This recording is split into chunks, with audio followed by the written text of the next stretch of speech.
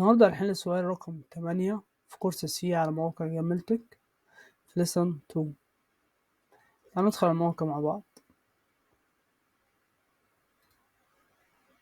ندخل على موقع جملت،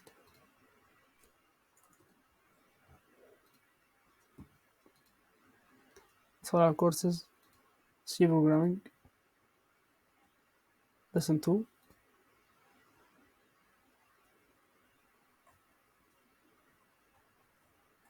وعنده السؤال رقم 8. السؤال رقم 8 طالب برنامج يسجل 4 أرقام ويطبع مجموع أول رقمين في سطر ومجموع تاني رقمين في سطر منفصل. السؤال ده قريب من السؤال اللي احنا حليناه قبل كده، فتعالوا نرجع للسؤال تاني على موقع ريبل.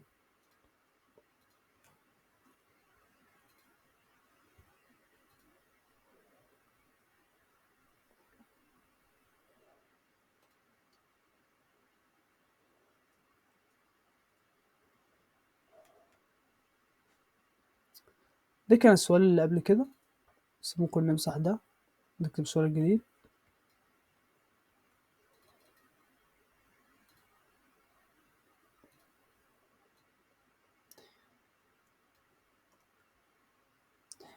هو طالب برنامج يسجل 4 أرقام ويطبع مجموع أول رقمين في سطر ومجموع تاني رقمين في سطر.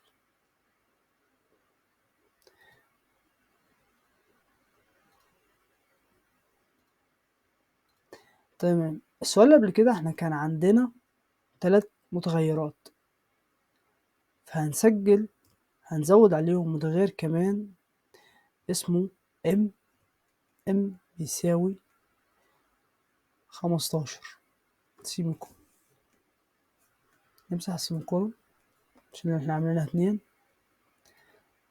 وحجزنا متغير اسمه الزد ده بيساوي السي والدي.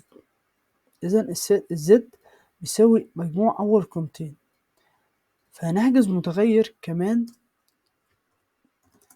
علشان نحط جواه قيمة مجموع الW والM، هنسميه F.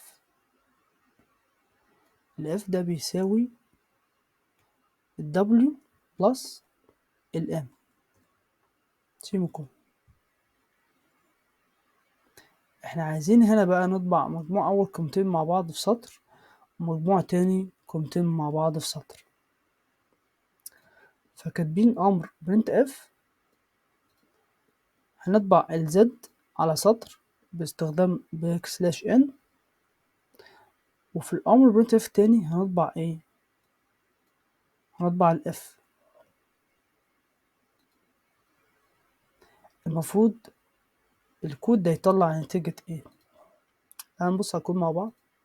احنا حجزنا متغير من نوع int، المتغير ده اسمه c بتساوي 1، وحجزنا متغير كمان اسمه d، الدي بتساوي 2، ومتغير اسمه w جواها قيمة 4، ومتغير اسمه m جواه قيمة 15.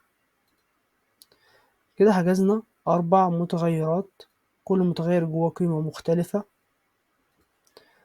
وحجزنا متغير كمان اسمه الزد. زد ده بتساوي ايه؟ ايه القيمة اللي جوه الزد؟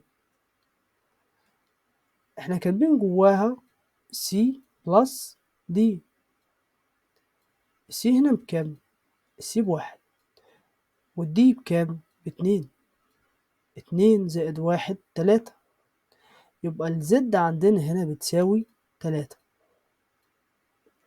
وحجزنا متغير كمان اسمه اف. الاف ده بيتساوي ايه؟ بيساوي الدبليو زائد الام.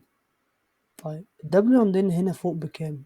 4، والام عندنا ب15. طيب 15 زائد 4 19، يبقى الاف هنا بتساوي 19. واستخدمنا برنت اف هنطبع الزد والاف. المفروض يطبع عندنا هنا 19 هيطبع أول قيمة الزد، هيطبع 3 و19. تعالوا نجرب الكود. فعلا طبع 3 و19. لازم طبعا انت حليت الكود، حليت السؤال، استخدمت الأوامر المطلوبة في حل السؤال، عرفت توظف اللي انت اتعلمته. حاول تكون قبل ما البرنامج يطلع النتيجة انت تتوقع النتيجة. لازم تعمل تريسنج للكود، ان انت بتشوف الكود اللي انت كاتبه متوقع منه نتيجة ايه قبل ما هو يطلع نتيجة لوحديه. ده بيديك تركيز اعلى وفهم اكتر، ان انت بتكون عارف نتيجة الكود قبل ما تطبعه، يبقى انت فاهم الكود.